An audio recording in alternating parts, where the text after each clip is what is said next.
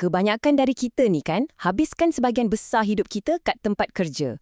Tapi pernah tak kita terfikir, kerja ni cuma untuk cari duit ke?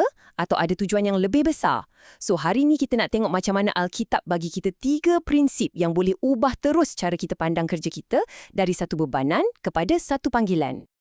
Pernah tak anda bangun pagi Isnin dan rasa macam, untuk apa semua ni? Kalau anda rasa kerja anda tu cuma rutin untuk bayar bil, percayalah, anda tak serang-serang. Jom kita tengok sama ada jawapan yang lebih memuaskan untuk persoalan ni.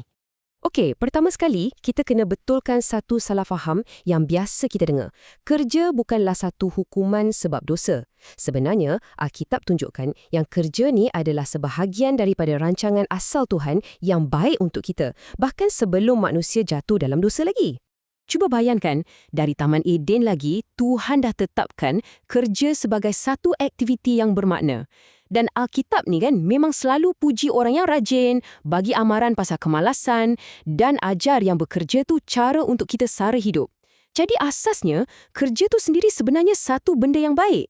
Okey, so kalau kerja tu sebahagian dari plan Tuhan, macam mana ia ubah cara kita pandang kerja kita hari-hari? Well, ia bagi kita satu cermin mata baru untuk tengok kerja kita. Ia bukan lagi sekadar satu tugas, tapi satu panggilan. So, macam mana kita nak praktikkan idea besar ni dalam hidup kita? Alkitab bagi kita 3 prinsip yang sangat praktikal. Taat dengan hormat, bekerja segenap hati dan pandang kerja sebagai pelayanan. Jom kita kupas satu-satu. Okey, prinsip pertama. Yang ni pasal sikap kita terhadap orang atasan kita kat tempat kerja. Ini bukan setakat ikut arahan je tau, tapi lebih kepada apa yang ada dalam hati kita masa kita buat kerja tu. Dalam kitab Efesus, ada satu arahan yang sangat spesifik. Taatilah majikan duniawi kita. Tapi, ada ayat tambahan yang menarik dengan takut dan gentar. Bunyi macam pelik sikit kan? Apa maksudnya sebenarnya? Kat sinilah kuncinya. Takut dan gentar tu bukan maksudnya kita kena menggigil depan bos kita. Bukan macam tu.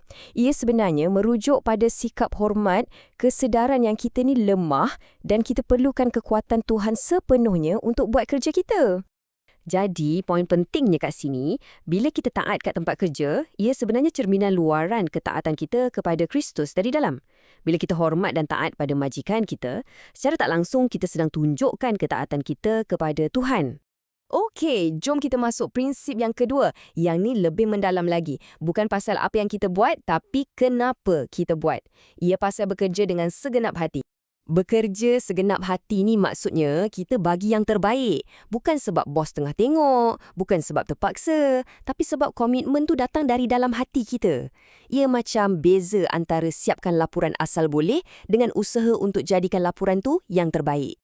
Beza motivasi ni memang ketara sangat. Kalau kita kerja untuk manusia, kita macam nak puji-pujian je. Kita rajin bila orang nampak. Tapi bila kita kerja untuk Tuhan, lain ceritanya. Kita berusaha nak buat apa yang dia suka, kita tekun sentiasa, tak kiralah ada orang tengok ke tak. Sebab matlamat akhir kita kan untuk muliakan dia. Okey, prinsip yang ketiga ni. Yang ni mungkin yang paling mind-blowing sekali.